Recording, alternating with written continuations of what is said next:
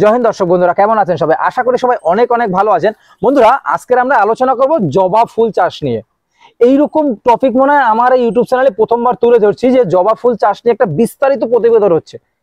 আমরা যদি দেখি বিভিন্ন এলাকায় আমাদের পশ্চিমবঙ্গে, যেমন আমরা যদি এই নদিয়া কিছু এলাকা বলুন, উত্তর 24 পরগনার কিছু এলাকা বলুন, সাউথ 24 পরগনার কিছু এলাকা বলুন, এই সব জায়গাতে কিন্তু প্রচুর পরিমাণে ফুলের চাষ হয়। বিভিন্ন ধরনের ফুলের চাষ হয়, যেগুলো আমাদের দৈনন্দিন জীবনে প্রতিনিয়ত দরকার হয়। আমরা বাজার থেকে কিনে নিয়ে যাই, আসলে আমরা জানি না এই ফুলটা কোথায় চাষ হয়। এই ফুল চাষ সম্বন্ধে আজকে আমরা আলোচনা করব যে কিভাবে আমরা সঠিকভাবে চাষ করতে পারি, এর থেকে কিভাবে প্রফিট করতে পারি। হ্যাঁ, একটা ফুল চাষ করে, শুধু একটা ফুল চাষ করে আমরা বাড়িতে ফুল চাষ করি ছাদে বা আমাদের বাড়ির উঠোনে বা বাড়ির আশেপাশে শুধু সৌন্দর্যের জন্য, কিন্তু এই ফুল চাষ করেও যে অনেক বড় একটা বিজনেস করা যায় সেটা আপনারা অনেকেই জানেন। তাই আজকে আমরা আলোচনা করব বিশেষ করে জবা ফুল চারা নিয়ে। এই জবা ফুলটা কিন্তু অনেক দিন ধরে করা যায় একই গাছ থেকে, সেই বিষয় নিয়ে আলোচনা করব। আজকের আমাদের সাথে রয়েছেন বিভাস পাল স্যার।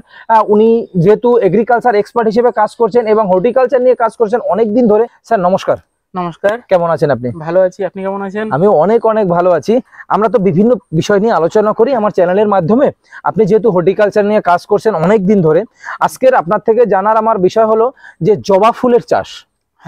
হ্যাঁ, এই জবা ফুল চাষ সম্বন্ধে যদি প্রথমে আমার দর্শকদের কিছু বলতেন। জবা ফুল এমনই একটা ফুল যেটা সারা বছর ধরে হিন্দু ধর্মের বিভিন্ন পুজোর কাজে লাগে। প্রতিদিন এমন কোনো দিন নেই যে জবা ফুল কাজে লাগে না।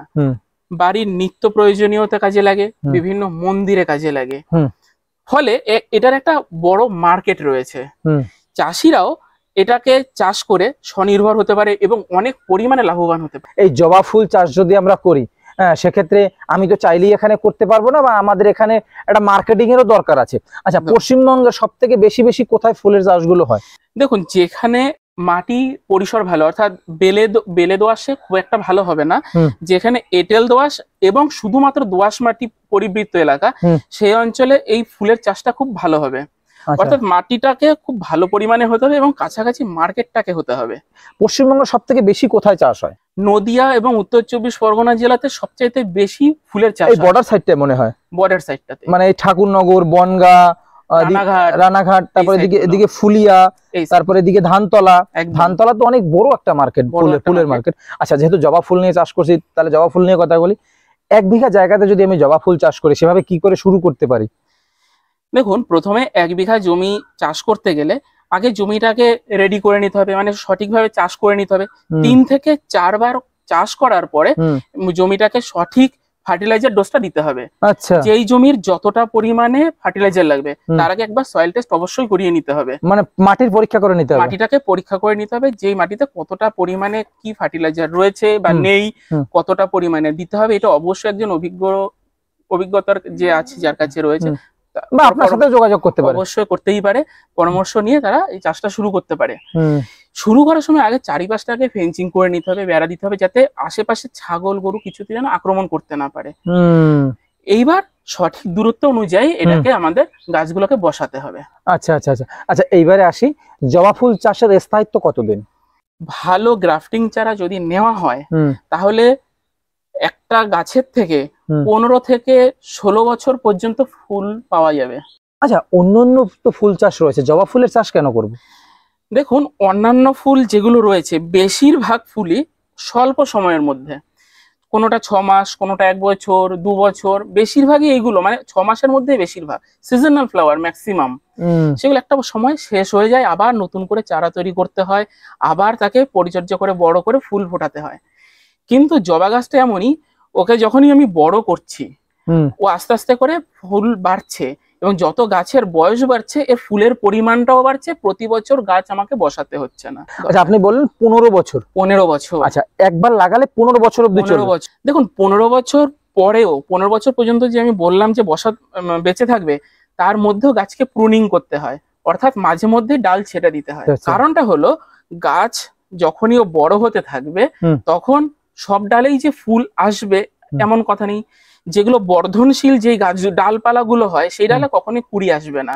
আচ্ছা, সেই ডালগুলোকে বুঝে বছরের মানে নির্দিষ্ট সাইডের যে ডালগুলো আছে সেইগুলোতে ফুলটা আসে।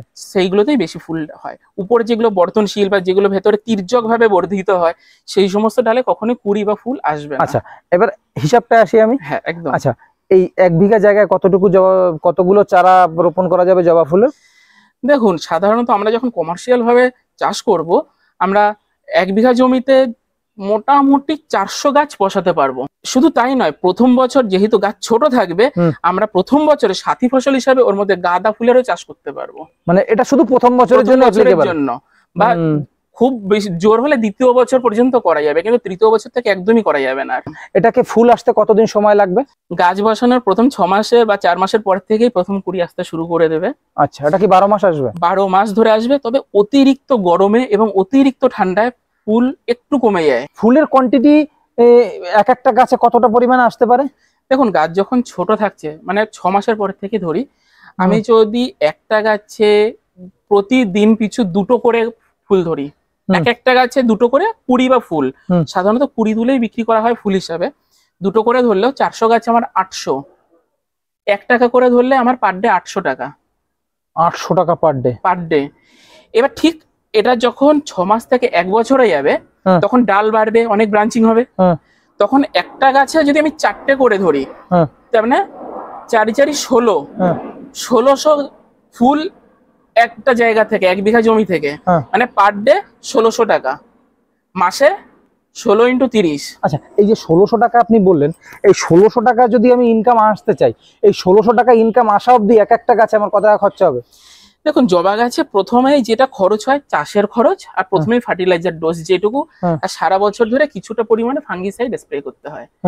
আর প্রত্যেক 15 দিন বা 20 দিন অন্তর অন্তর একটা ফাঙ্গিসাইড এবং একটা পেস্টিসাইড স্প্রে করতে হয়, যাতে নতুন করে কোনো রোগ পোকা না আসে।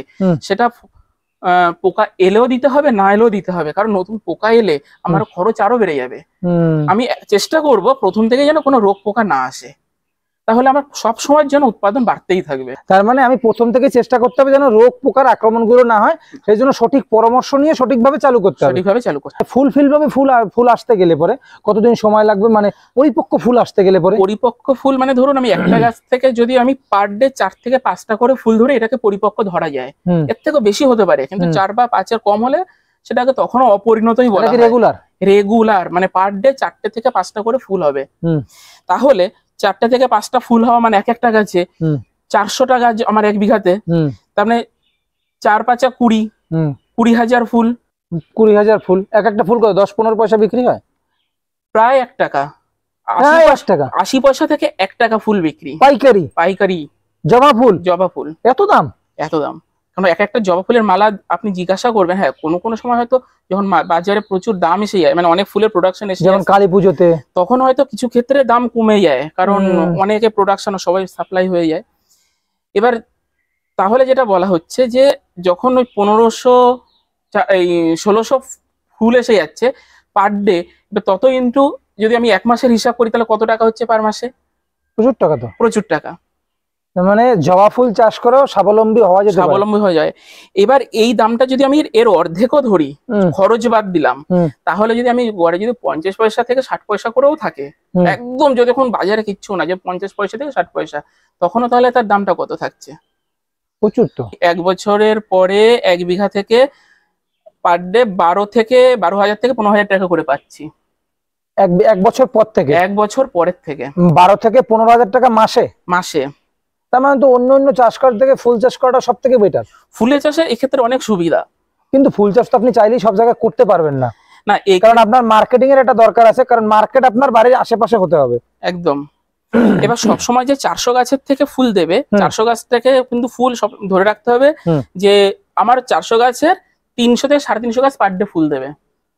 সব গাছে ফুল দেবে না, হয়তো সেটা দেবে, হয়তো যেটা আমি 4টে বা 5টা বললাম, ওটা কোয়ান্টিটি হয়তো কোনো গাছে 2টো করে কম হলো, হতেই পারে, গাছের ব্যাপার এটা। 15-16 হাজার টাকা আমার ইনকাম আসতে গেলে পরে প্রত্যেক মাসে আমার কত টাকা খরচা করতে হবে?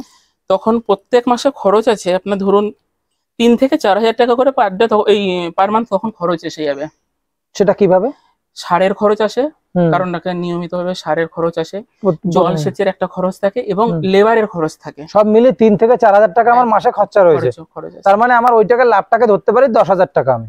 হ্যাঁ 10,000 টাকা। সেখানে যদি আমার 5 বিঘা থাকে তাহলে আমি 50,000 টাকা ইনকাম 50,000 করতে পারি শুধু জবা ফুল চাষ করে। শুধু জবা ফুল চাষ করে। তাহলে এখানে বলা যেতেই পারে যে যদি আমরা 1 বিঘা জায়গাতে জবা ফুল চাষ করি তাহলে পরে বছর 1,20,000 থেকে 1.5 লক্ষ টাকা আমরা ইনকাম করতে পারি। 1,20,000 থেকে 1.5 লক্ষ টাকা একদম খুব অনায়াসে এটা মানে খুব খরচা সব বাদ দিয়ে আর কি। সমস্ত কিছু বাদ দিয়ে।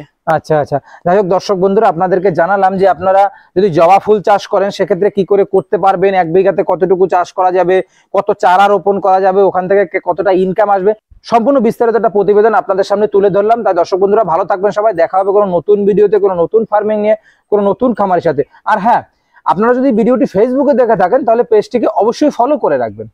আমাদের প্রতিবেদনটি যদি আপনাদের ভালো লেগে থাকে তাহলে প্লিজ চ্যানেলটি সাবস্ক্রাইব করে পাশে থাকবেন।